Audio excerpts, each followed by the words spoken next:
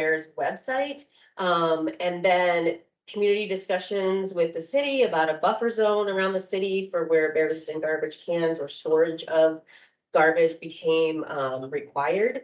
And now it's actually grown into where Missoula wanted to take on the BC program for Bear Smart. And so we have completed the working group. Again, this is not a Defenders project. This is a Bear Smart Missoula working group project. And I think that's also an important point. The city's involved, the county's involved, the waste haulers are involved. One specific waste hauler, Public Services, has been heavily involved, and then we have a new waste hauler, Grizzly Disposal, and they are getting rolled into the project as well. And then city residents as well. And so we completed the hazard assessment, and then we completed the bear management plan. And what those two documents do is provide guidance for the city moving forward. How do we do this? What are the problems? And then how do we defend why we need to do this? And so that's what those documents give the city and the county. And now the hard work begins. So we completed that, and now we're looking at room for projects, outreach, materials. Are there regulations that need to change? So this is really where the rubber meets the road, and it will be a slog, but it will be worth it. And the city's excited, the county's excited, and now we're looking to get residents excited as well.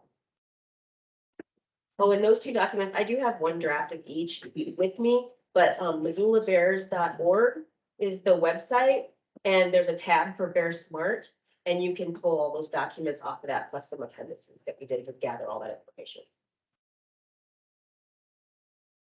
Good. All right, my name is Kim Johnston. I'm a large carnivore conflict prevention specialist for people and carnivores. So we're a Montana-based nonprofit organization that works across Western Montana to mitigate human carnivore conflicts. And so I lead our High Divide regional program. And so we work with landowners, communities, residents, local governments, counties, agencies to prevent conflicts with large carnivores. So how I started getting involved in the work with Virginia City is we were working with communities in the High Divide region to address their conflicts.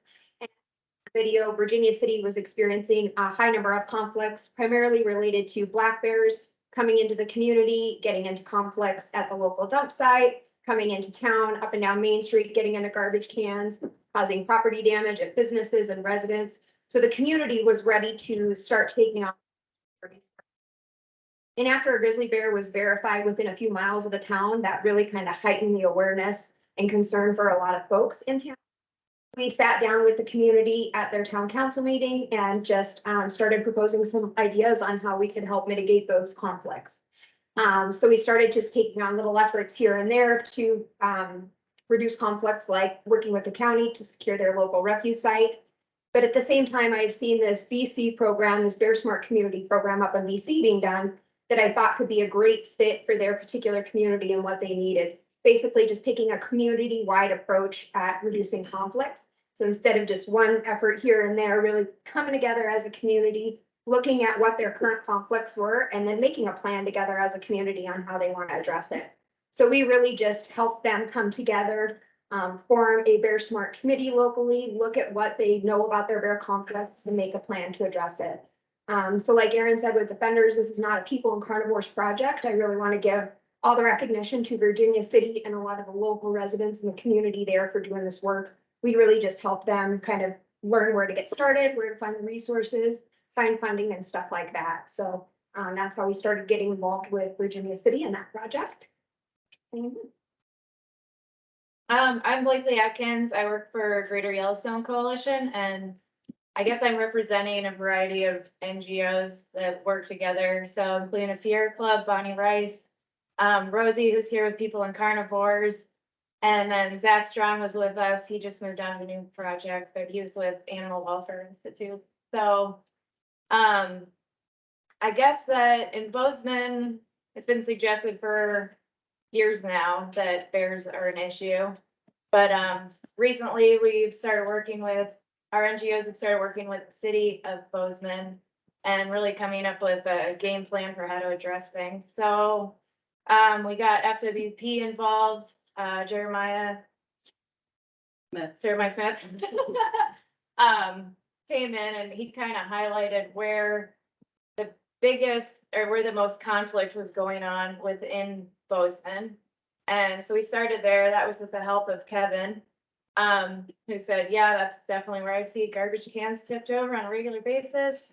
So we've begun a pilot program within Bozeman just this year. So we're definitely very much in the beginning phases of figuring out what's next, what we want this, bear safe, as you could call it, Bozeman to look like. And so, yeah, we're looking at ways to work together with the community.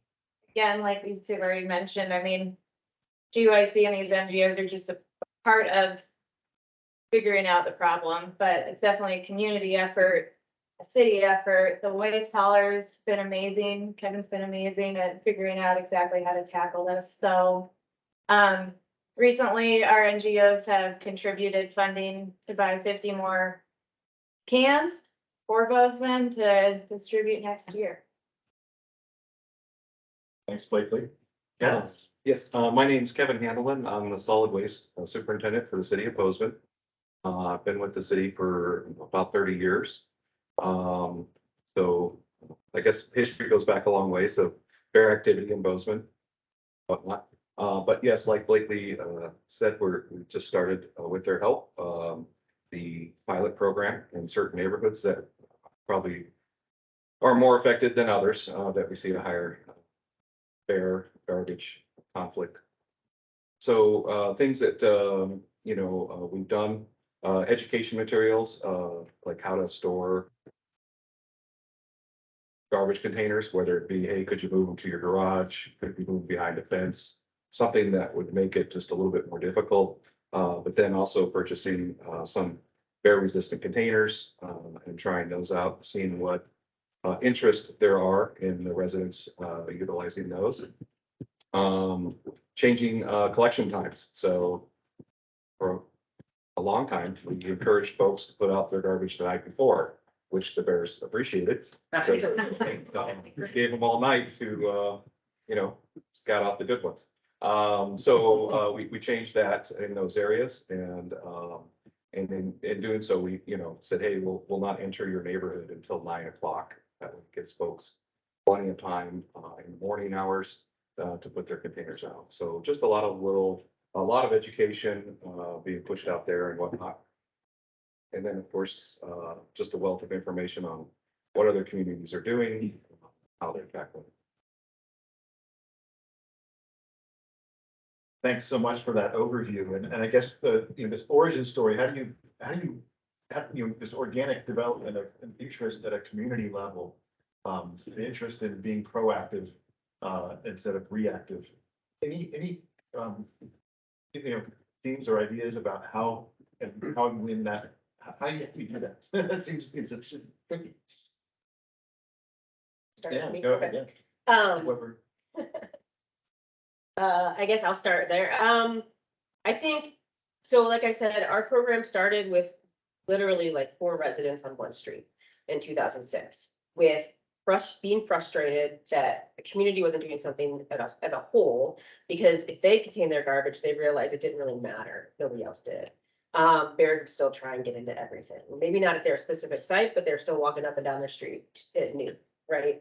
So that started to grow into conversations with the city. And so I think there is that groundswell of concern.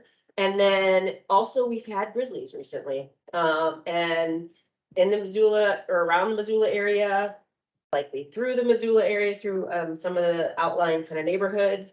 And that has changed the conversation for people. And they have had black bears, significant black bear conflicts for many, many, many years. And then this year specifically, just I don't want to say right timing, but we had a really high conflicts with black bears, and black bears were moving further into town on a more frequent basis, getting into places that they hadn't gotten into before. So that just accelerated some of the calls to the city from residents that saying, we got to figure this out. And what I think has been interesting is what we're seeing is the change in the conversation has happened, where it's gone from get these bears out of here, that still happens, but get these bears out of here to like, we gotta figure this out. Come on, people, like, there are solutions to this, and you're seeing that in comments on social media, on our Missoula Bears page. We'll post updates and people are saying, instead of, yelling about FWP not removing bears or things like that, we're starting to see like thank yous to FWP bear biologists for all their hard work. We're starting to see, that community to community, peer to peer type conversation of like, change has to happen. We can do this. How do we do this? And so I think community almost created their own, momentum and trigger behind it. And then it's just the important piece is having the resources available to the communities. And like city officials, this can't be first thing on their mind all the time. So just having everything ready to go when the community decides it's time, the time is right. Yeah, so as far as how we kind of got things initiated, like we've talked about, the black bear conflicts increasing in the community and now grizzly bears nearby the community really heightened the concern. And so there was this momentum in the community itself. And then, we had been doing just different prevention efforts, single projects here and there that kind of started that initial interest. But what was great is we did have this Bear Smart community model in BC to help give us a framework. And it was really great because this program was really provided some framework to guide us through the whole process, but is developed to be flexible enough that it can be adapted to a community, from up in Canada to Virginia City to Missoula or Bozeman. And so when we found that program, we thought it was a great way to help us through this whole process with the community, and no doubt really helped the entire community come together. And so we used that BC program to follow along. And it had great recommendations forming a local committee, because the point of this program is that it's a local led initiative. It's not governments or other agencies coming in telling communities what they need to do, how they need to do it. It's about a community taking interest in addressing their own conflicts. So having that framework was really huge to be able to follow along and adapt a program that was right for their specific community, but still really help them address their root causes of conflict. So forming that committee was so huge. To having this be a locally led initiative. Doing that community assessment was a great way to just learn about what were the conflicts, what are the natural and non-natural attractants that they need to consider, so that even when they put this Bear Smart community program into place, what are the things they still need to know about bears to help inform them. And so, developing that community assessment was very informative, and then developing a plan together as a community on how they want to address it. So yeah, that framework was huge to be able to follow along. Thanks. And so in the Bozeman pilot, what was the spark to get that work? Gotcha. So like I said, with my tenure with the city, we've always seen bears come into town. And it back long ago, it was infrequent, 2-3 weeks of the year is about when you would see them. They would disappear. Yes, a little trouble here and there, but not that bad. I think, as things get stressed, maybe the resources in the mountains or whatnot, over the last few years, we've certainly seen bears come in and last longer and hang out more so on the edges of town. As towns creeps out closer to the mountains, we certainly are seeing more long-term bears, resident bears, if you will. Learning through some HOA deals. I learned just the other day that, typically how we identify as a bear issue is when a toad's knocked over and garbage is spread out. And one of the residents was like, yeah, the bear, pulls the bag actually out of the trash can without knocking it over, and then runs with it down to the creek and can spend all day, in secret. Of course, we unaware that this is happening. So it certainly is a kind of a game changer of, okay. But certainly the groups coming to the city and saying, hey, let's start conversations. Hence the pilot program. I think to your point, it does take a little bit of time to get things rolling, see what works, things of that nature, talking to other communities. So yeah, it certainly is a process. Yeah. We're definitely in a phase now where we need to focus on the community. I mean, Kevin and I were at this HOA and Rosie as well, this HOA meeting. And it's clear that, spending more time with the community assessment or hazard assessment is really gonna shed some light on exactly how to approach this issue. we have this awareness, the interest in doing some things. And then we also, Aaron mentioned the need for resources. So both sort of information and what are the best practices, but then also financial, buying cans and taking actions. So how, how are you, these different efforts, looking for both the knowledge resources and the financial resources to implement the, you put the plan together, how do you do it? Yeah.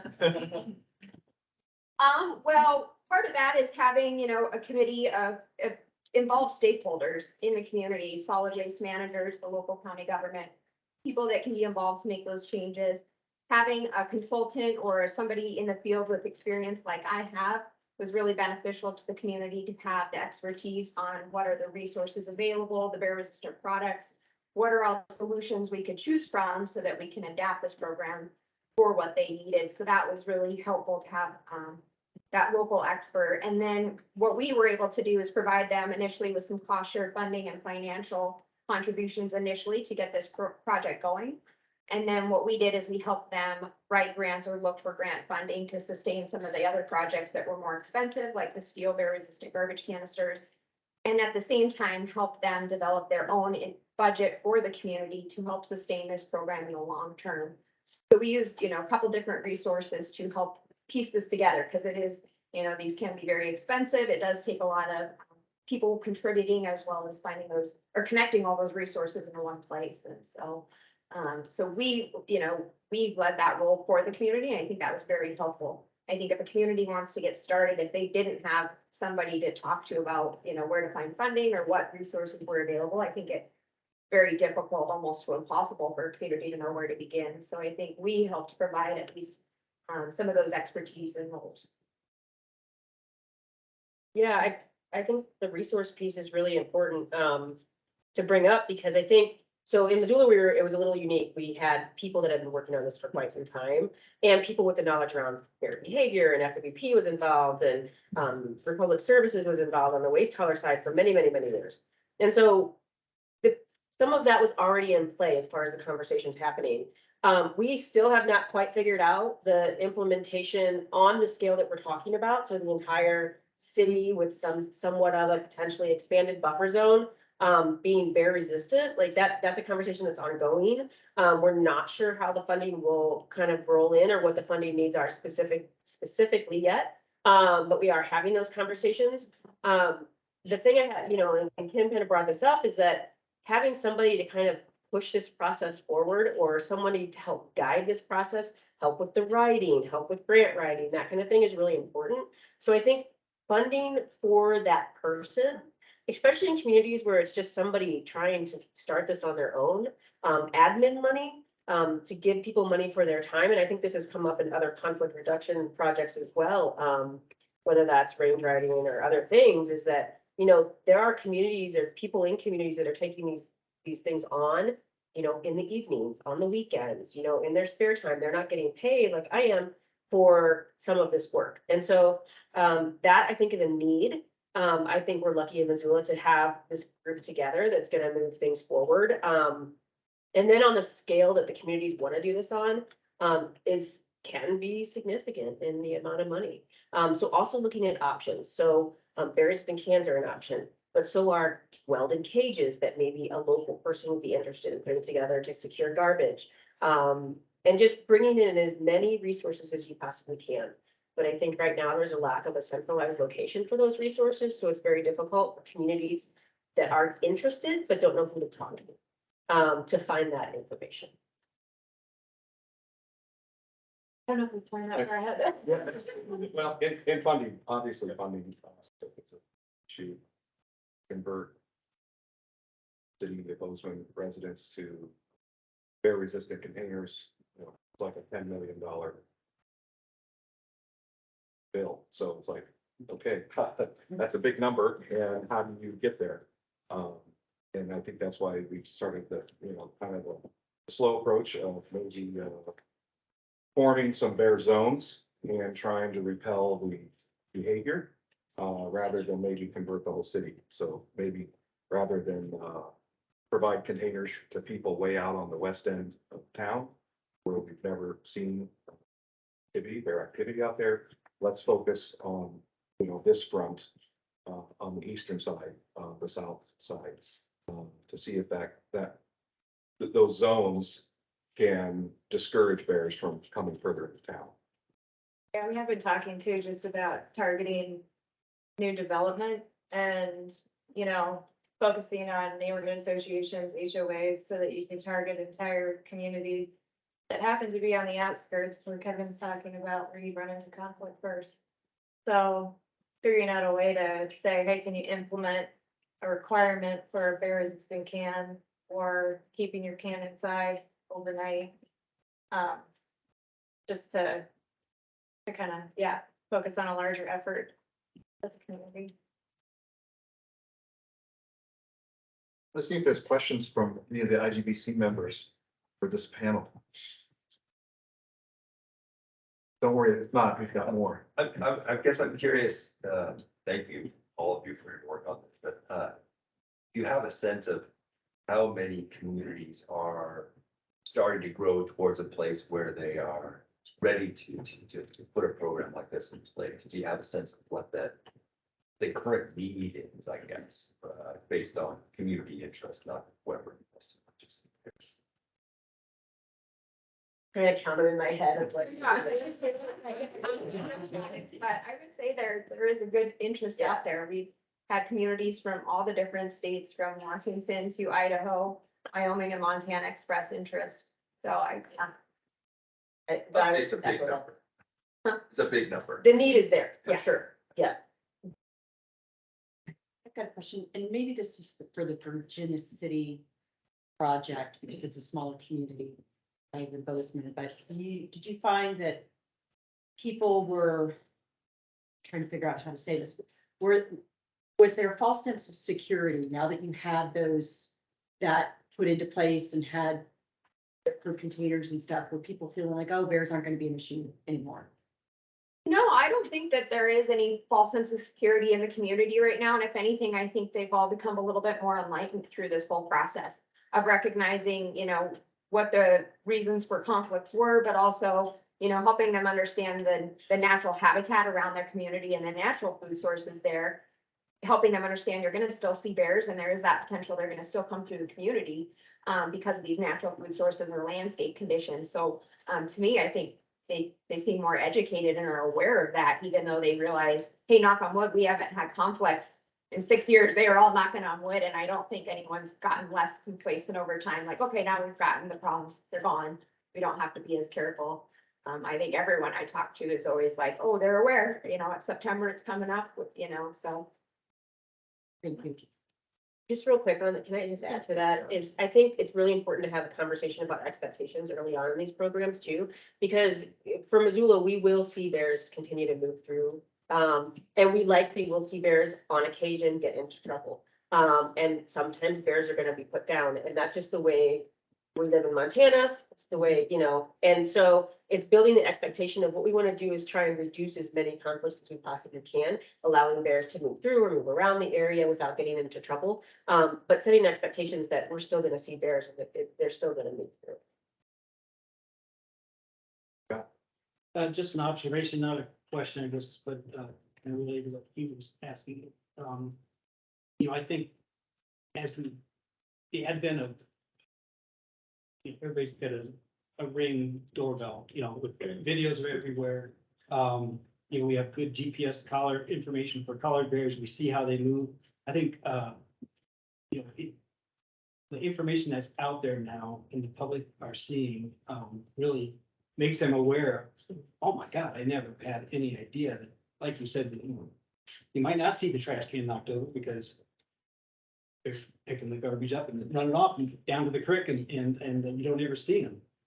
So I think there's that heightened awareness now with the information we have of the problems, and I hope that and it likely is spurring people to take action. But thanks for your work. So I have a question. So we're having a little bit of a debate for what should be the role going forward from the IGBC in regard to, we do the Bear Smart containers, but the Bear Smart communities. And folks have done some really good work up to this point, and we're kind of at that, how do we go forward? And so I'd be really curious to hear from all of you. Do you see that we still, do you see a benefit or additional help from us as being important going forward? Or do you feel, because you've done a lot of good stuff, working the way you have, do you feel like you're down the path far enough that, if we just took more of a role of, we posted information, you can access it, but hand this off to the states or groups like you all represent, where are you at? How do you feel about that? I mean, I think there's a big need to have a centralized agency to really house this program, to be really successful. I think, the BC program was a great model. They had a lot of great resources, but it was very adapted to Canada and their model. So I think having something down here in our region that provides this framework can be very important. And I think having that centralized entity to house this information is going to be critical, because if it just gets put into different state agencies, I think we can lose some of that value that we have in having one central area that people know they can contact a place to find out where they can get started or where they can link up to resources. So I see there's a huge need for this central housing entity. And then I have an additional question, because the other piece that we've mulled over is, us saying, like, when you give a Bear Smart container a certification, there's an expectation of that's going to be a pretty sure thing, not guaranteed. And then, but we've had this concern or question of how much expectation would come from these communities. Like if we said, hey, here's your seal of Bear Smart community, what's the level that they would have in regards to expectation of, okay, you've said we're good. Now, if we have a bear issue, you somehow own it because you certified it. Or however we went about having a recognition of that. So what, from your view, again, you're working with community, you're part of that. I mean, you're part of the community oversight. How do you all see that? Because this is just questions that we've been kind of mulling as to how we go forward. Yeah, that's a great question. I think it's important, like Erin said, is keeping those expectations from the get-go with these communities. We don't come in and say that we're giving them a false sense of your public safety is going to be guaranteed now through this program. So setting those expectations, and I think we were really clear in the documents we put together to have that language, not overstate what this is or anything like that.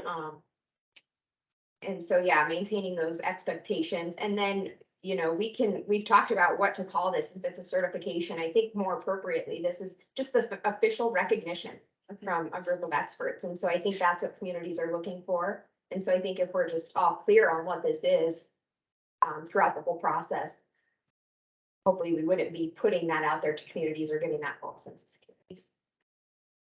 And I would add to that resources. So what I find super helpful is the resources that agency would have that maybe they've developed or realized that it's worked in a lot of other communities. And then also reaching out and saying what other communities are doing this, because the last thing I want to do is fire up a program from ground zero and build it to what it needs to be. I'd much rather call another community and say, hey, what's working for you? What's not working for you? What have you implemented? Because it's not all about just solid waste issues. It could be bird feeders, and, fruit trees and all kinds of things. There's a lot of that in town. Typically, that's where we would see a lot of activity is around food sources that they're accustomed to. So yeah, I would just say resources is a big benefit.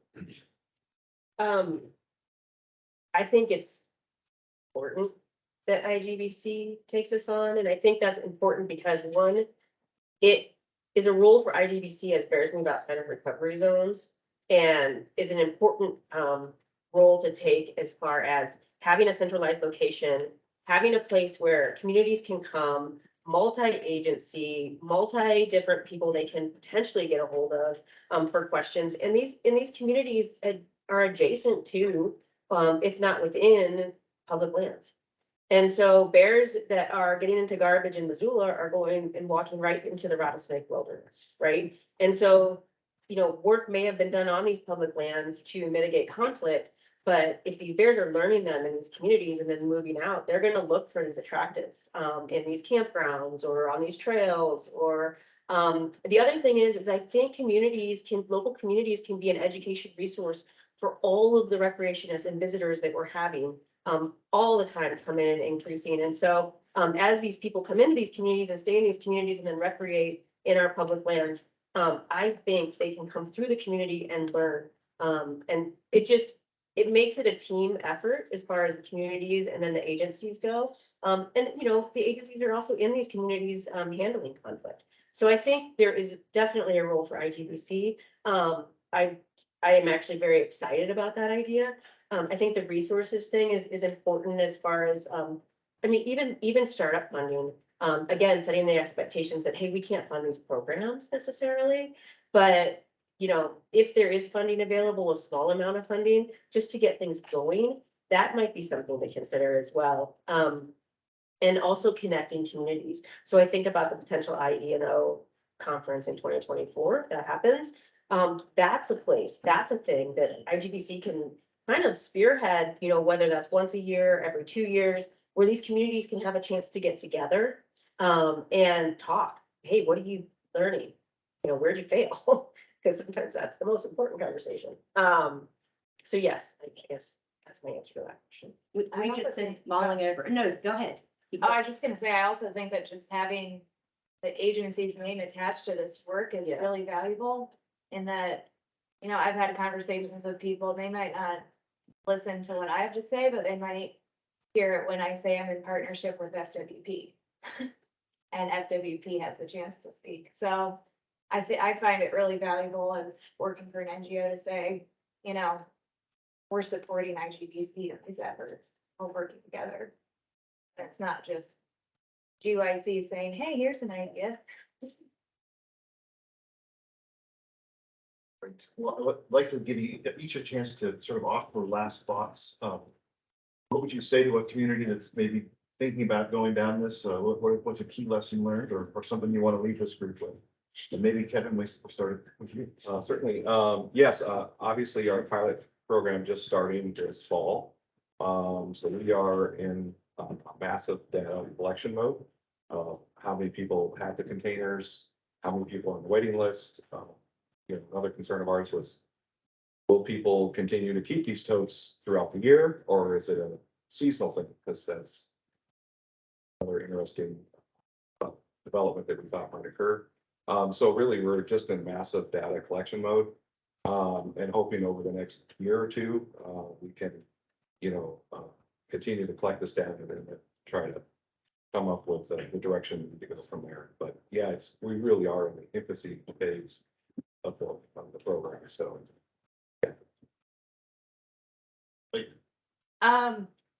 Yeah, I guess I would just say that, along those lines, I'm excited to see kind of what next steps would be with targeting the community and really getting the community more involved, because, Evan can only offer so many cans, it's getting people to actually accept the cans. I would just like to, say that this is really a community-based local effort, and that's the success with a lot of these programs is the community wants to come together, that they have all the different stakeholders involved that are giving opinions. It's not, again, agencies coming in or anyone coming in with an agenda and saying what needs to be done. It's about the community coming together and working on these issues. And it does seem daunting when you look at, especially some bigger communities, or it seems overwhelming when you have just this stretch of conflicts across huge areas. But I think the success, little efforts here and there are successful, but when a community really comes together, that's where you can really see the success of these, their smart programs really adding up, and the communities are seeing that. And so it seems daunting and overwhelming, but hopefully with a framework like this, it can help communities figure out where to begin and help them through the process. And Yeah, I think one thing I wanna just take note of is I don't think this conversation would have happened 10 years ago. So sometimes when it feels like we haven't come very far, I think we have. There are a lot of communities that are doing a lot of good work. And for the communities that are interested but not quite sure how to start, you're not alone. There are a number of, whether that's us or as resources for people to reach out to, but there's also other communities in other areas that are doing this. So, know that, everybody's kind of struggling and that it takes a lot of time and that's okay. Taking the time to create relationships early on, whether that's with your city officials, your county officials, your resource, folks that are in the area, whether that's NGOs, or individuals, but also your local waste haulers, making those contacts, starting relationship building, that's key to a long-term successful program, I think. Fantastic. Thank you so much. So what I'd like to do, if it's okay, Jackie, is take an unscheduled break to encourage some interaction with the panelists and with folks that have joined us in person today. We have another panel, another all-star panel coming up at 11:05. But let's learn from each other. Let's talk a little bit.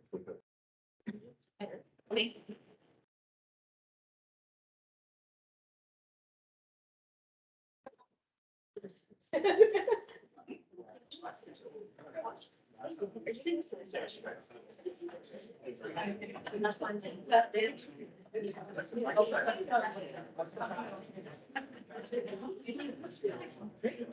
Let's not.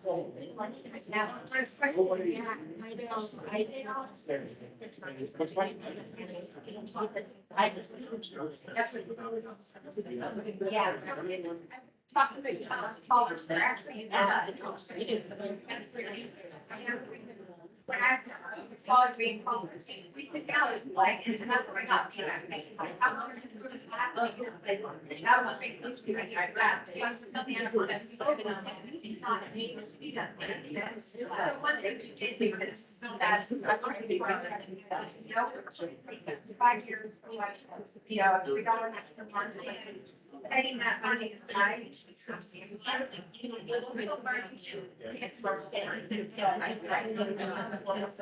I say it's too much.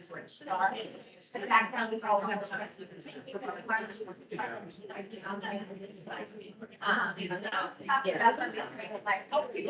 that's good because, I was here, it's like 10 years. That's because, honestly, if they were, not that. Typically. It's not. Yeah, it's not breaking.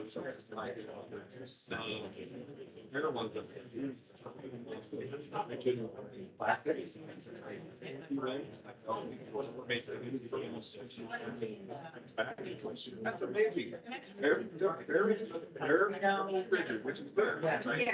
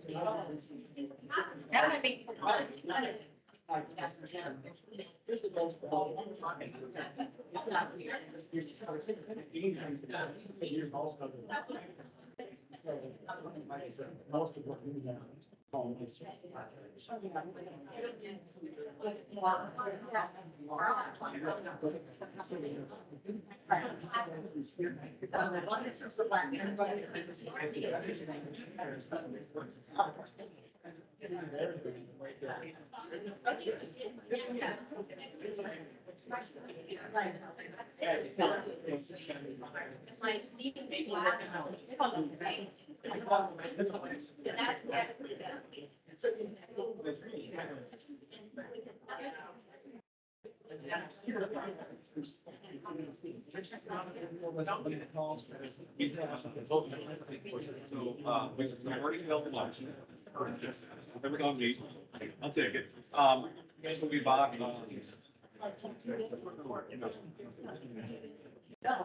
Is that based on whatever? And, so what it said is, it was our election system. Not one of the systems. It's not. All right.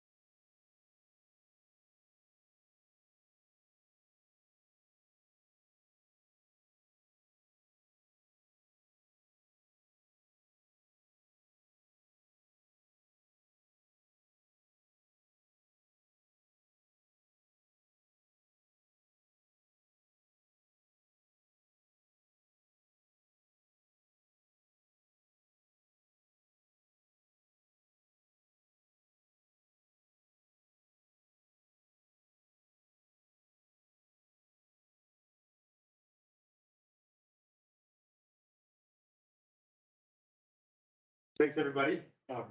We're back. And the topic for this next partner presentation is conflict reduction. And we have, represented in the IGBC, a number of state and federal agencies that obviously have frontline responsibilities and capacity. The state Project wildlife, what's that? Project, speak up. The state wildlife agencies, the U.S. Fish and Wildlife Service and the Grizzly Bear Recovery Program.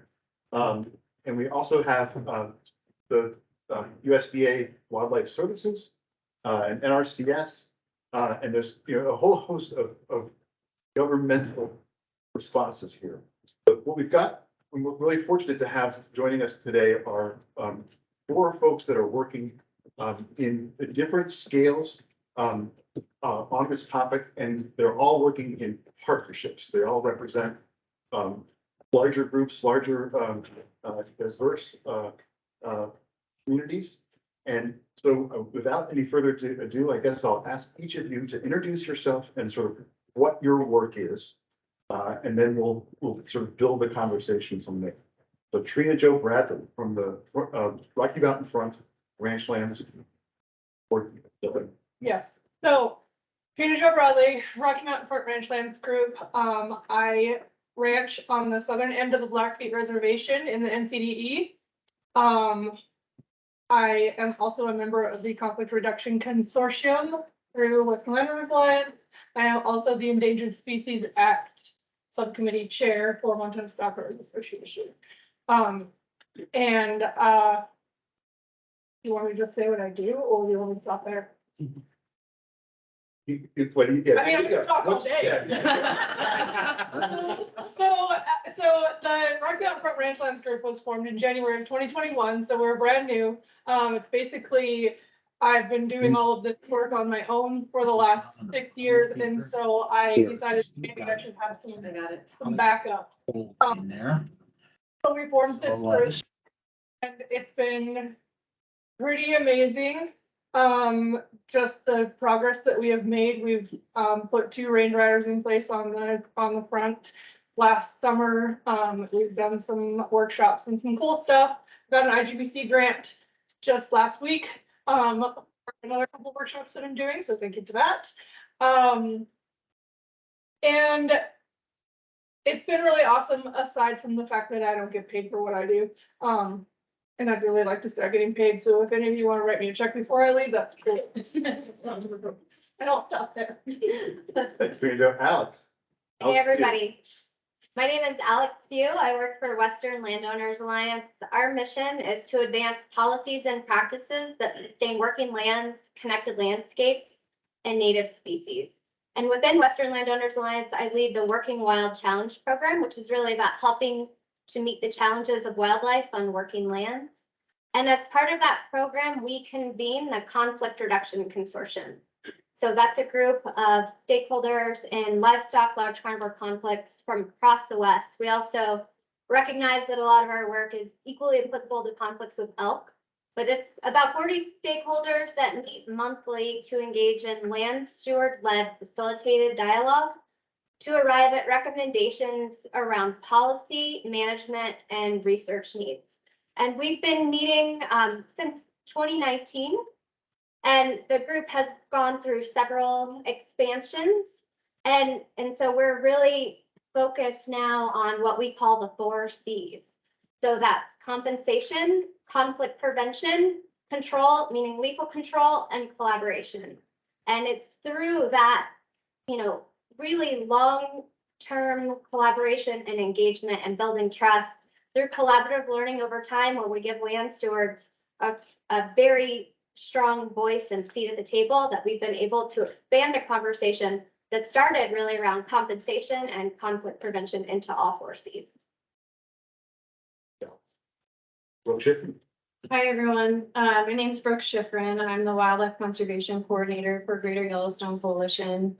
I'm based here in Bozeman, and for those who aren't familiar, GYC's mission is to protect the lands, waters, and wildlife of the Greater Yellowstone ecosystem by working with people. And we have sort of 4 overarching strategic priorities. Those are land conservation and habitat connectivity, protecting the iconic wildlife species of the Greater Yellowstone ecosystem, climate resiliency, and then tribal conservation priorities and tribal treaty rights. So I lead our work on state and federal policy issues that impact our priority wildlife species, and I also coordinate our on the ground projects that are really centered around coexistence and habitat connectivity. Most relevant to the discussion here today is my involvement in collaborative conflict reduction partnerships in Southwest Montana in the Gravelly Mountains and Ruby Valley, alongside a number of ranchers and other NGOs and USDA Wildlife Services. And so for GYC, that work really started with a lot of time spent trying to better understand the patterns and complexities tied to grizzly livestock conflict on the ground in that landscape. And what really came out of those early conversations was this clear desire and need for more agency capacity, specifically wildlife services capacity on the ground in that landscape. And so that led to GYC putting together a cost share agreement with USDA Wildlife Services to fund a non-lethal technician to increase presence in that landscape. And what I found is that that actually really opened the door for GYC and our ranching partners to kind of build on that and really begin together problem solving around this complex challenge and explore other opportunities for work we could do together and ways that GYC could support that work. And so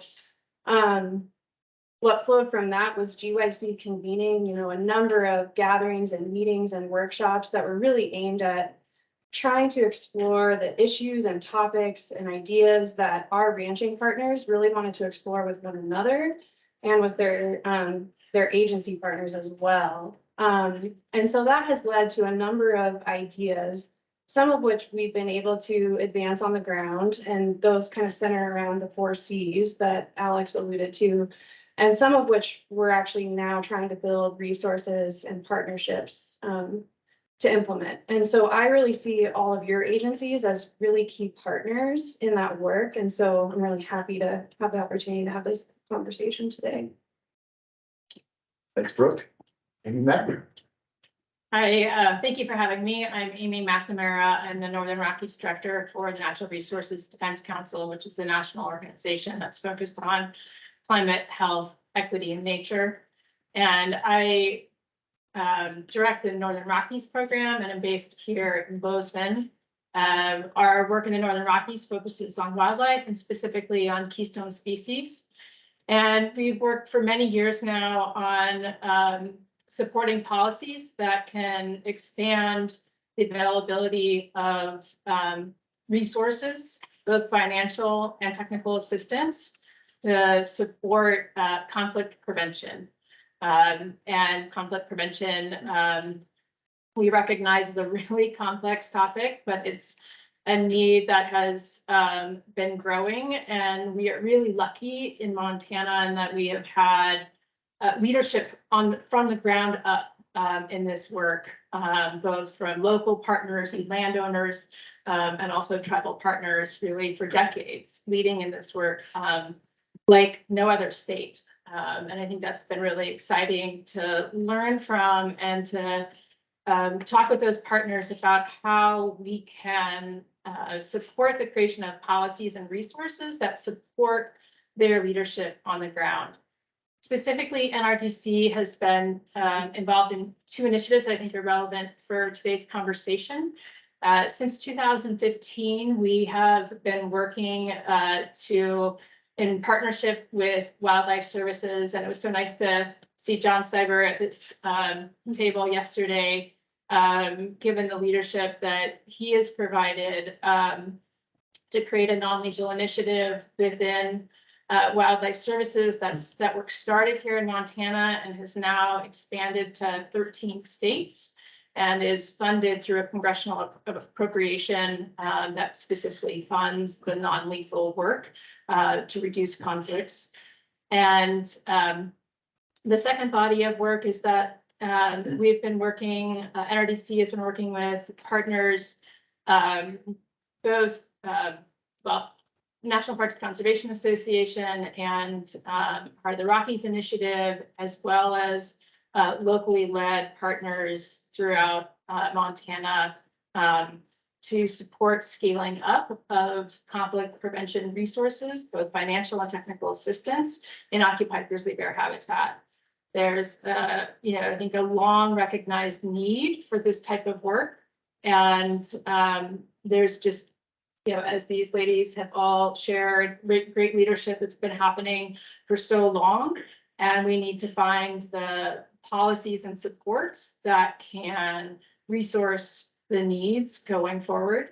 And so our partnership has worked to better understand those needs through conversations with local partners and local landowners and agencies, and to identify specific solutions to addressing them. And I'll be happy to share more about some of the solutions we've identified later.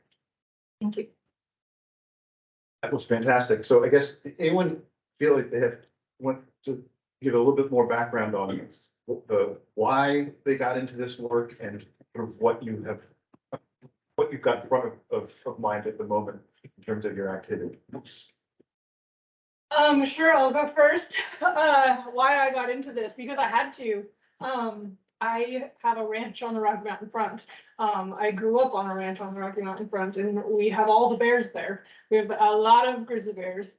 And so my dad kind of led the charge when I was a kid, and he basically did the same thing that I'm doing now. He advocated for everyone that worked on the front, and he didn't make a whole lot of progress, unfortunately. There were people in office that just didn't make it a priority to make our lives easier. And so I am lucky because now I have people that I can work with that actually do care. And that has made my life a lot easier. But it all comes back to my passion. Like I have a working cattle ranch, and that's what we do for a living. And I have a child that wants to come home to the ranch, and I want to make sure that she can. And having apex predators on the land is really difficult, along with all the other things that make ranching really difficult. And so I'm here because I have to be, but also because I care that much. I got to meet Marge Nelson from U.S. Fish and Wildlife at Chico Hot Springs this summer at a conference, and she said something that I wrote down then. And I'm going to put her on the spot and quote her right now. She said, "Ideas owned by the people that have the most to lose are particularly valuable." And I really appreciated that she said that, because I think that my opinion is very valuable because I'm the one that lives there. And so the fact that she recognized that really resonated with me and really made me appreciate that she is in the position that she's in now. And I'll stop there. Yeah, I can follow up on that. Yeah. Western Landowners Alliance began convening the Conflict Reduction Consortium in 2019 after holding a series of small landowner discussions in communities around Montana.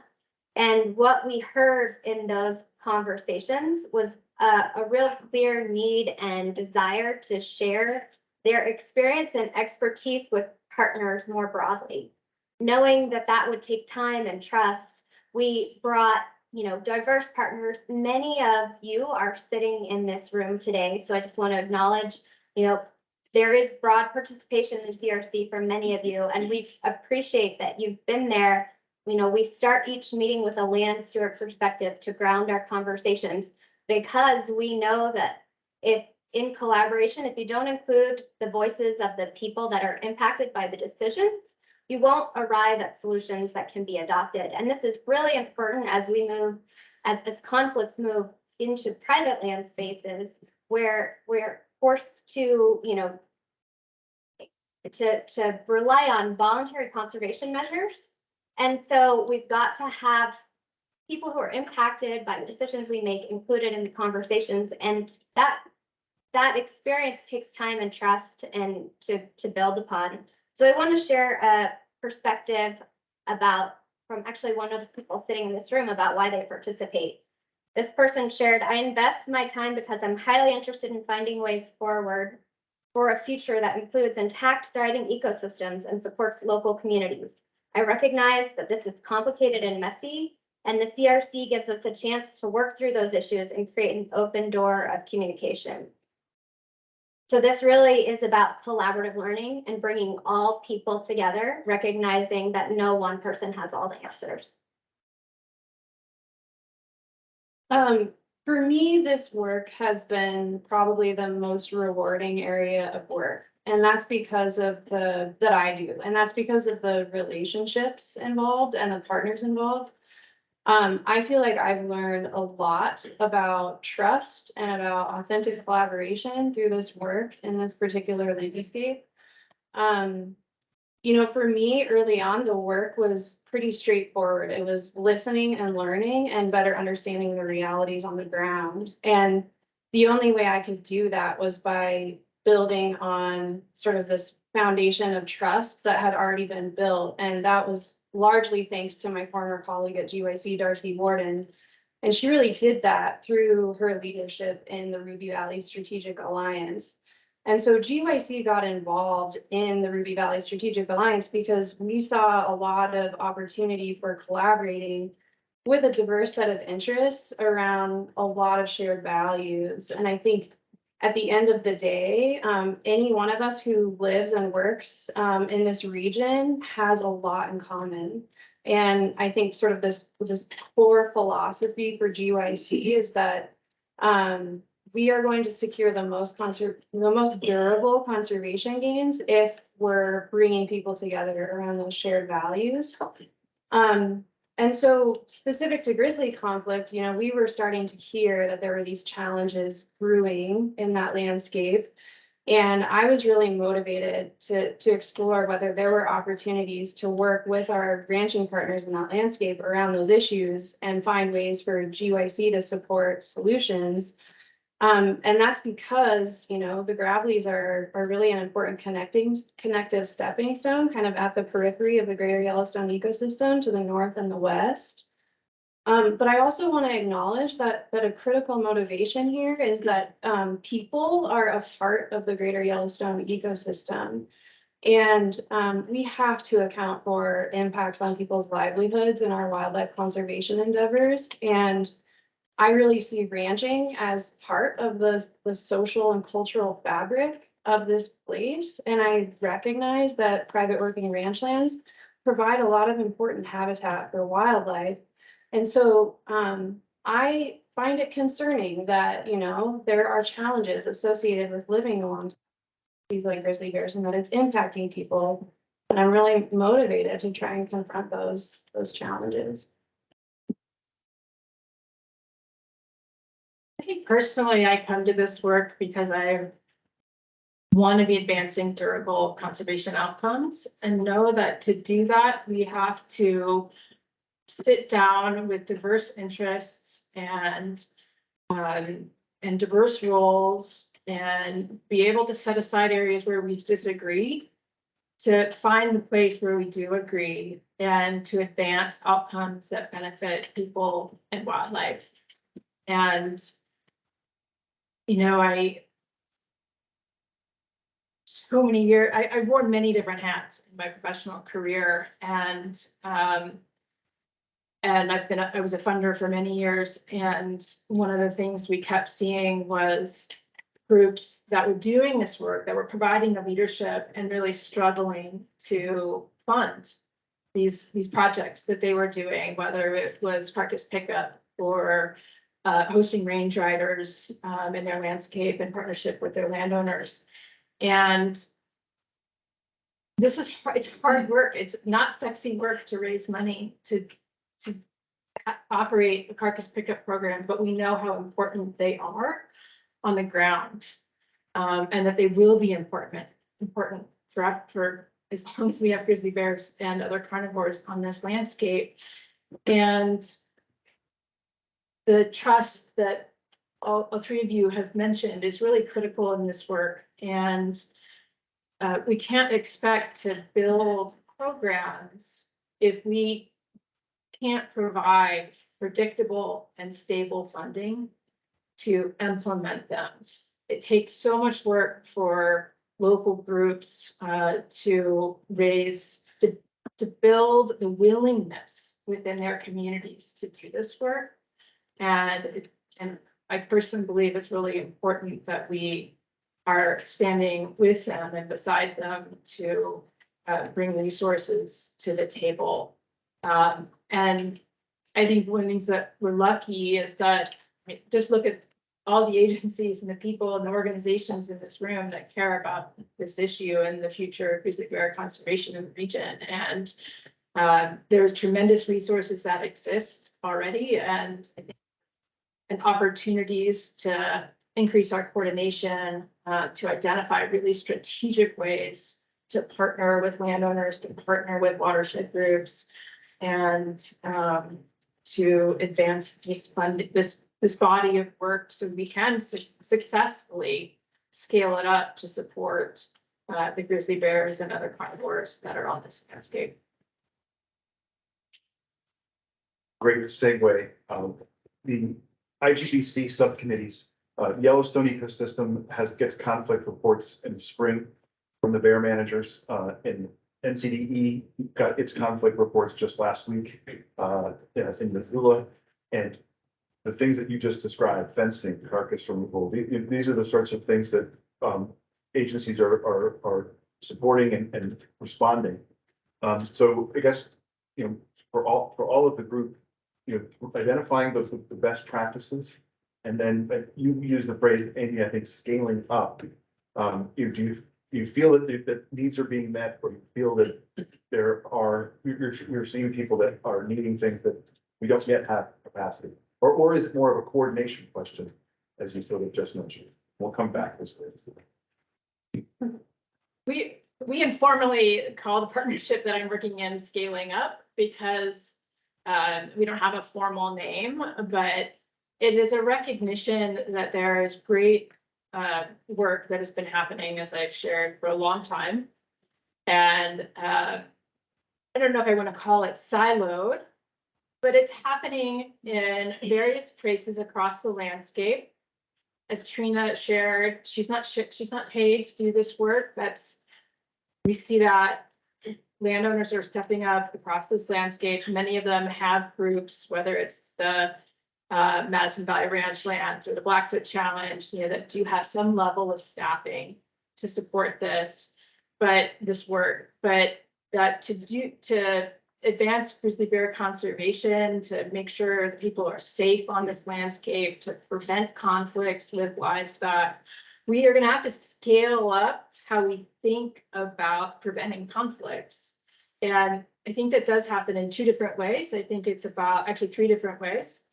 I think it's about funding agency capacity and technical assistance to do the work. And so much of that is happening. We have a lot of leadership in that space. The second is about creating resources to directly fund landowners and landowner or locally led groups and tribes who are leading in this space. And the third is to coordinate the delivery of resources, coordinate how we understand the needs, identify where there are hot spots that need to be addressed, and the coordination, it happens on so many different levels, right? We have watershed groups, or a group like Trina's that's working with her landowners in a specific geography. That's a level of coordination. We have those agencies that are working in partnership with groups. We have regional directors, some sitting at this table, who support their staff on the ground.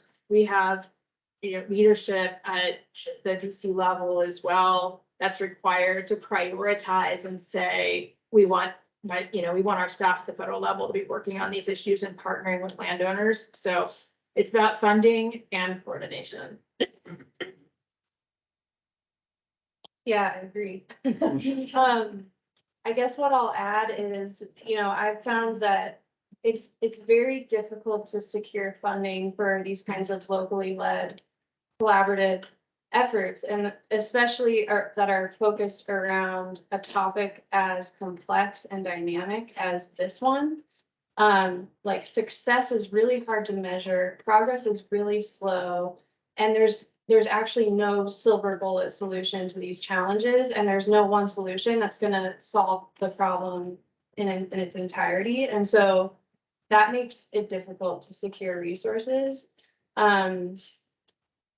Because there's no silver bullet solution, what I've learned is that like the solutions very much have to be tailored to the geography and to the operations involved. And that mandates that this work is locally led and collaborative, and it mandates that there are robust long-term partnerships in place to support this work.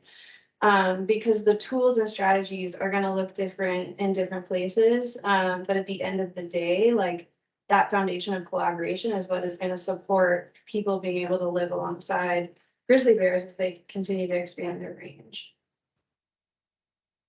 Yeah, I will just add a little bit to what each of you shared because I agree. I think that, you know, when we're talking about funding for collaborative efforts, it's very difficult, right? The metrics are trust and mutual understanding for years until you get to a place where you can take action on the ground. And many funders are looking for metrics like miles of fence.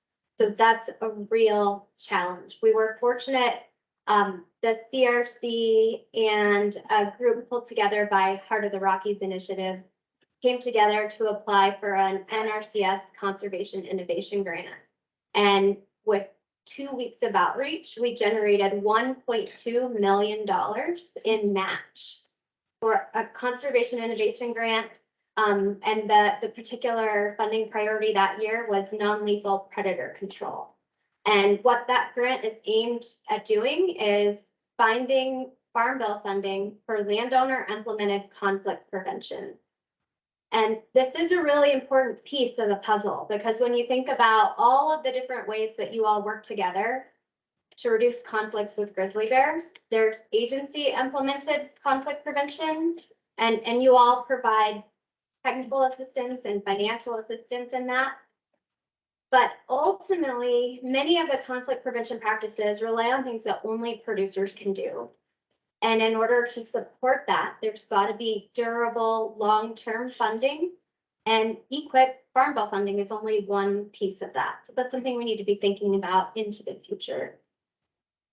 You know, another important piece in all of this is coordination, as Amy mentioned, and it's important to coordinate at many different levels. So the 4 C's that I've talked about, we have named within our policy memo that you can find if you Google Western Landowners Alliance Conflict Reduction Consortium. But we have named clear roles for many different programs within USDA. And so we think it's important for Risk Management Agency, Farm Services Agency, NRCS, US Forest Service, and Wildlife Services, all to be talking about how they can coordinate to support all 4 C's for with federal funding. Given how broad the interest is in grizzly bear conservation, there really should be robust federal funding so that the impacts, the financial impacts, are not landing squarely on livestock producers. So we want to support that federal coordination. And that probably needs to happen at multiple levels. DC is important, but you all are sitting here today and we appreciate you coming together. We recognize that interagency collaboration is really important, but also cross-department collaboration. So we appreciate, you know, that this group reflects both DOI and USDA. I think that there are important conversations that you all can continue to have while including livestock producers. Sorry, I'm old and I have to stand up for my hips don't work. Just kidding, I just want to stand up so I'm scarier. So I agree with these 3 ladies. What I would add to that is that, we're nowhere near where we need to be. Especially on the front, we've been left to our own devices for years. We've never not had grizzly bear problems on the front, like even when there were no other grizzly bears, that's where they lived. And so we've been left to our own devices for a really long time, which has bred a lot of frustration and a lot of distrust, not only with the state and federal government, but also with NGOs, because we didn't always have this understanding that we have with NGOs now. People are starting to finally realize that agriculture is important, both for conservation and for eating. So I'm gonna bring up the C that no one wants to talk about ever, because that's the one that I talk about all the time, and that is lethal control. And there cannot be conflict reduction without lethal control. And I will preach that until the day that I die. And I think that now we're finally getting to a point in our conversations with agencies and NGOs that we know that it's important, especially as the population rises and continues to spread out. Some of those bears just have to die, and that's the way it's going to be. And I think now that we're to the point of having an understanding with everyone, funding is getting a little easier, but it's still really hard. I have 2 range riders, and it's really hard just to fund those 2. And now I just found out that I need a 3rd one. And the issue is, as I've gone through grant writing for the last couple years, it's really hard for people to give money to livestock producers, because there's this idea. And I talked to a person at the Chico conference on collaboration. I'm not really sure what it was, but anyways, there was a lady there that said, if people find so much value in what you're doing, why don't they give you money? And I said, okay, but what people? And she said, well, all these ranchers that you're representing, why don't they fund you? And I said, we don't have any money. Ranchers are broke, and it shouldn't be solely our responsibility to take care of these grizzly bears. We're already providing them with a place to live. We're already changing our entire lives so that we can live in the same place that they do. So it shouldn't fall on our shoulders to fund all of these conflict prevention tactics. I'll stop there. Thank you. So you've heard now, different scales, but some similar tools, and a question of how to work together and identify the resources to fund those tools and coordinate those efforts. So I guess, having heard that, we can come back to the panel, but I want to see if the committee has questions, things that are on your mind that you'd like to hear from this group. I have a question. Yeah, Chris.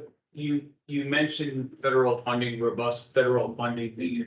I'm curious about what your efforts, all of you, your efforts have been to reach out to the local land manager, BLM, Forest Service, because the issues, geographical areas are different issues or different concerns.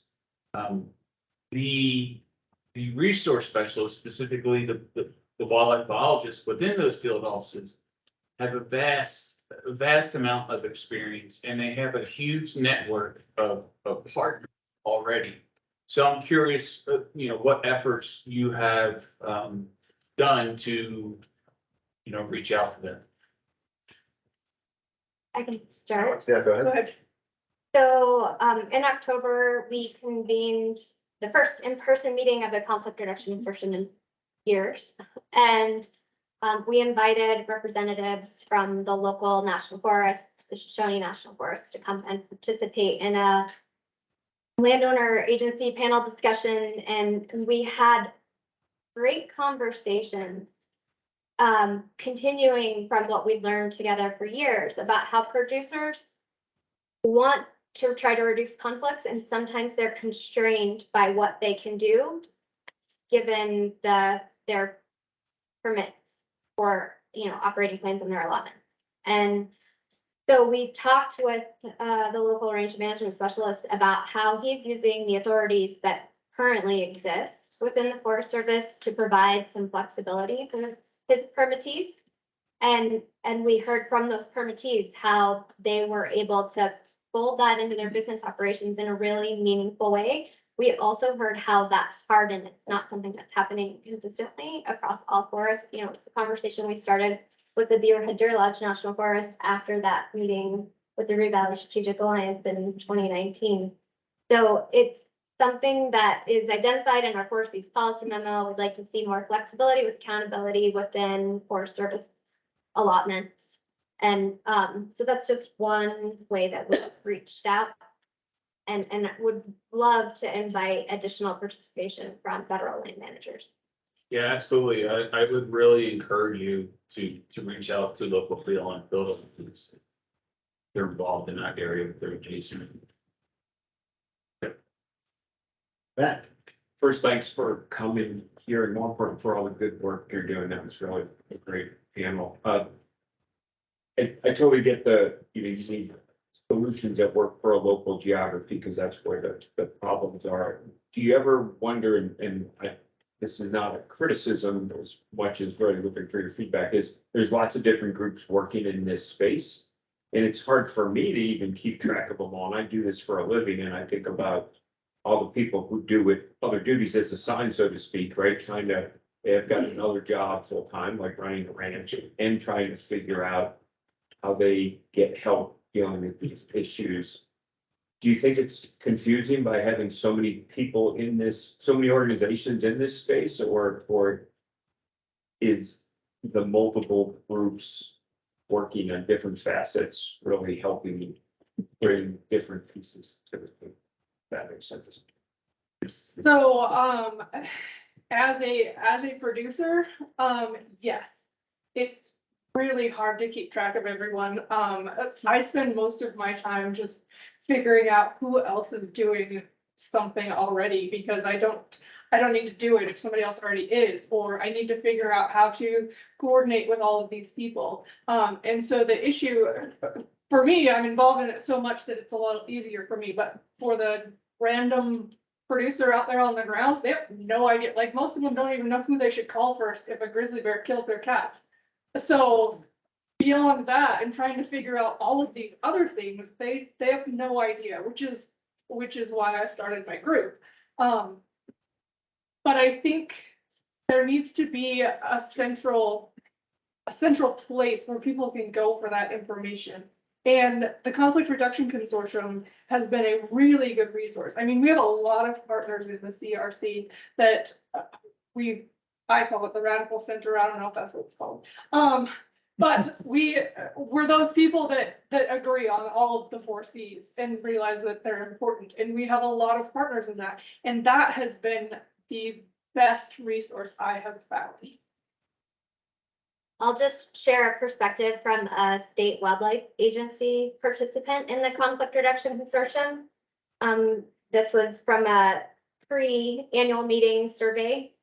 This person shared that less independent action by individual groups and increased efficiency and success with everyone pulling the same rope and not fighting for limited resources was why she was coming to the annual meeting, traveling out of her state to Cody, Wyoming. It's been confusing at times, to answer your question. That said, these challenges are not going away and they're only gonna get more intense over time. And we need everyone who's invested in addressing these challenges at the table, especially given resource limitations, especially given that this is long, squishy work that requires a lot of trust and relationships.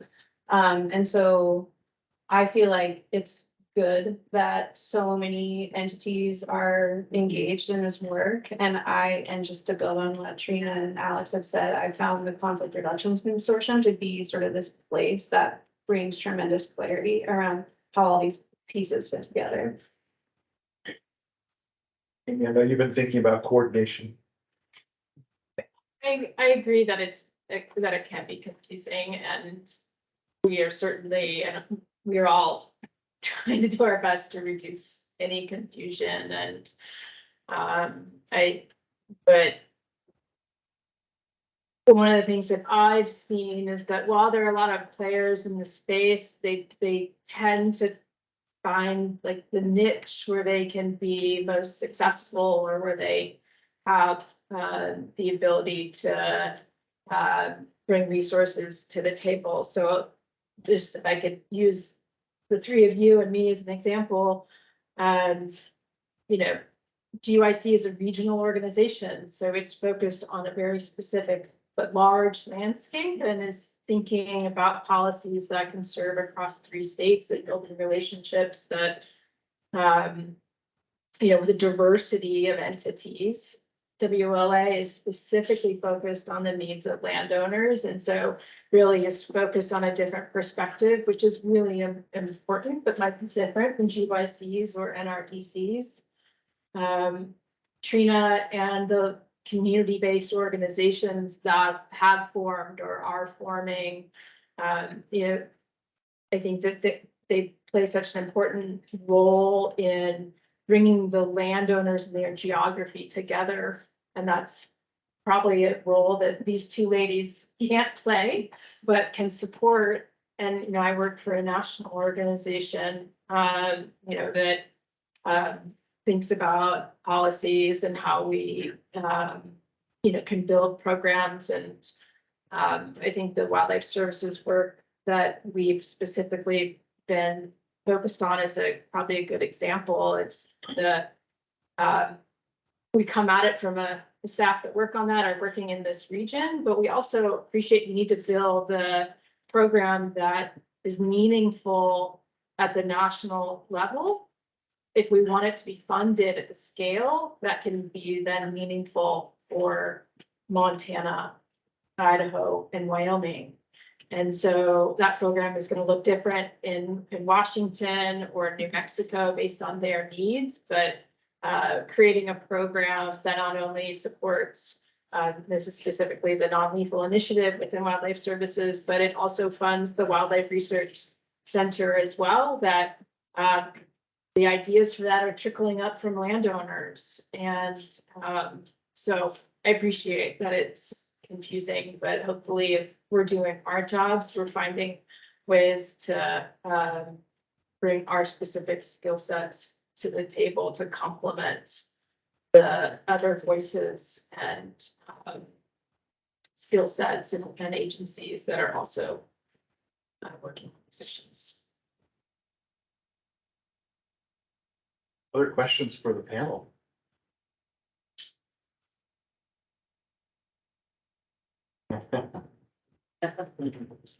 Okay, well, let me then ask you, I think we've covered pretty well how you guys started.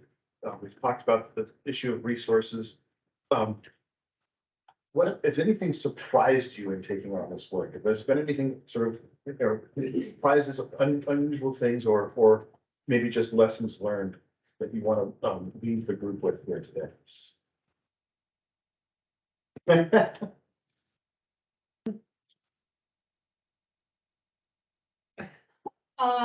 Lessons learned. I guess the biggest thing for me with a lesson learned is that I had to stop being so closed-minded, because I was one of those people that was never ever gonna speak to these 2, because why would I? Oh my gosh. And I have learned, Aaron Edge and I have a very long history. I have learned that maybe I need to shut up for a minute and just listen to their side, because I expect them to shut up and listen to me. And until we have that mutual understanding of where we're coming from, we're not all that different. I mean, what Brooke does at GYC is pretty similar to what I'm doing. I'm trying to not let grizzly bears go extinct while also not letting ranchers go extinct. And so we have so much common ground that we can work on. And then when we do have those differences, we can have a healthy debate about it and then move on. So I think that has been my biggest lesson. Also, I still don't trust the government, sorry. But I have learned that relationship building is super important. I like that I can come into this room and everyone at the table is like, Trina, how are you doing? Instead of, oh God, she's here. Which maybe you're thinking that way. I don't know. Probably. But I think that has been, biggest thing for me is collaboration is absolutely the key to success. And we're not going to be able to do this any other way. Today I asked my candidacy for. Well, that's funny because someone at WLA wrote my campaign slogan for me. If you listen to their podcast and all this. Alex, tough act to follow. But thanks. Go ahead. No, I think that, lessons learned, what surprised me, how willing to come together, how engaged, how willing to mobilize the conflict reduction consortium is. And I think that's because we're united by shared values. And that is maintaining the economic viability of working land and reducing conflict. And then, I think part of the reason that we've continued to have such high engagement is that we really approach each other's differences with curiosity and humility. Right? No one person has all the answers. We're really there to learn from each other. And that gives us an opportunity to have very frank and honest conversations. So while I've sat here today and talked with you about, trying to generate durable funding for conflict prevention, we're also able to say, hey, look, you guys, like we can't just talk about conflict prevention. Those tools don't completely prevent conflicts. That prevention part may be a bit of a misnomer. Right? At some point, you will need legal control.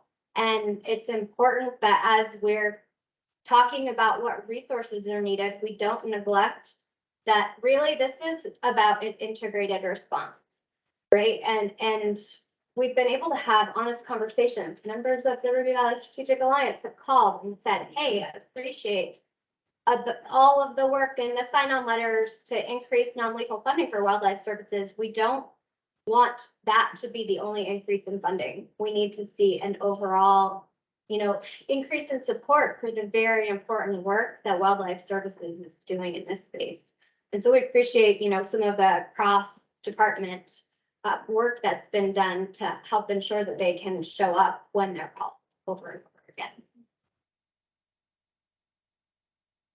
I would imagine that probably all of us in this room recognize that for grizzly bears to be successful in these places, kind of at the edge of or in between recovery ecosystems, that social tolerance for their presence is going to be really important. And I think for me, the biggest lessons learned are probably around that social tolerance piece. And I see those lessons as being kind of intricately connected to my understanding of what it takes to build trust and to work in collaboration with people who may see issues very differently than I do. And so I've learned that it's important to meet people where they're at and address the issues and needs that impacted communities are seeing.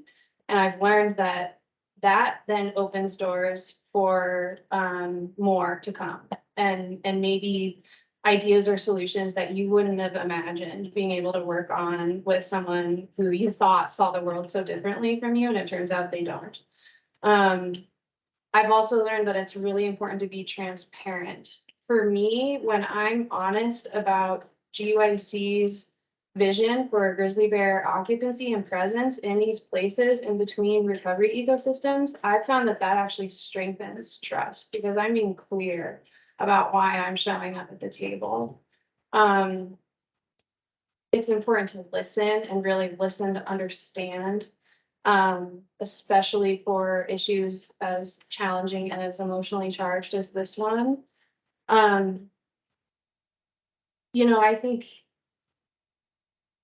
think I really see all of your agencies as being important partners in this work. And I wonder if there are opportunities for the Interagency Grizzly Bear Committee And perhaps via the ecosystem subcommittees to be a place or a forum for some more substantive dialogue around these challenges and a way to kind of bring impacted communities and ranchers and NGOs who are ready and willing to bring resources to the table and implement solutions to have that dialogue around these issues. Thanks, Brooke. Amy, you're gonna get the last word here. Jason, great.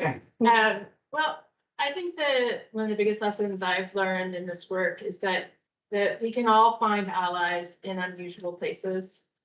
And my guess is 15 years ago, you couldn't have predicted that NRDC would be partnering with Wildlife Services, and we, really see it as a partnership.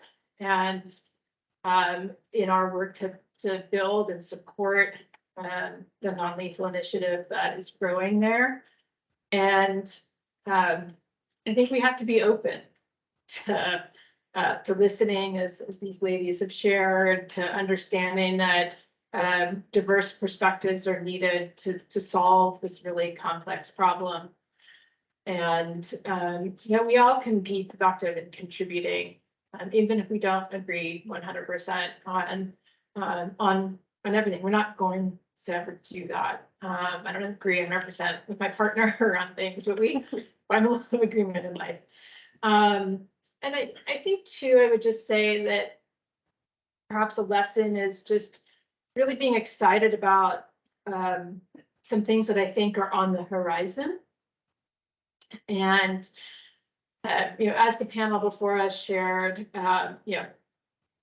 this work has been going on for a long time, and it's been started from the ground up. And we're now looking at these, identifying these funding solutions that can make it easier, and really commend the work that WLA and landowners and Heart of the Rockies Initiative are doing to specifically partner with NRCS to look at how to crack open the Farm Bill. And funds that come every year to support carcass pickup and range riding and electric fencing. And that is really going to be an important change moving forward. As those conservation practice standards become available and as interim into 2024, so next fiscal year. Fingers crossed, but incredible work there. Again, folks, many people have been advocating for the Wildlife Services non-lethal program. It's currently funded at $2.5 million. It wasn't funded at all 4 years ago, so now we're at $2.5 million. Serving 13 landowners in 13 states. And we have 2 bills that the budget hasn't been fixed for this year or finalized for this year yet. But one, the Senate is recommending $3.5 million, and the House is recommending a little over $4.5 million for that program for this fiscal year. Again, really speaking to the progress and support that people feel for the work that is being done and a desire to advance non-lethal initiatives, the non-lethal initiative at Wildlife Services. While it wasn't successful, Montana Fish, Wildlife and Parks submitted an application this winter in partnership with the Heart of the Rockies Initiative and landowners and local groups to request I think it was 4.8 million for 4 years for direct landowner assistance for conflict prevention work in Montana. We hope the state will be interested in reapplying, but again, I think that application in and of itself really speaks to a desire from landowners to the state, to other parties to come to the table to figure out how we continue to crack this nut open and partner to support grizzly bear recovery and working lands. So that's what gives me hope. I have one more thing. One more thing. Keep it people from lunch. That's what. I just want to say, I don't know if you saw the agenda before 2 days ago, but there was no producer on this panel 2 days ago. There was these three ladies, which they bring a lot to the table. But I think that brings to light the struggle that I have had the most, and that is that for years, producers have not been part of the conversation and producers have not been invited to the conversation. So I give David a lot of credit for adding me 2 days ago. But I want you guys to keep in mind that when you're having these conversations, we are important. We're the ones that live there. We're the ones that live with grizzly bears 24/7. We don't get to put it away and think about it tomorrow. It's all the time. So I just wanted to say that. And if IGBC is considering bringing producers into the conversation, please understand that as you look around who's paid to sit at this table today, they are not. And so how do you equitably involve them in these processes? I think the last word. After the last word and the last word of the last word. And it is time for the lunch break. I would love to give a real, a round of applause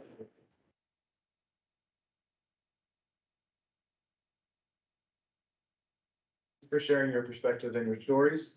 And hopefully that those can continue over lunch. Is it 1:10 or 1:15? 1:20. 1:20. It's when we reconvene. That gives you time. So let's keep these conversations going.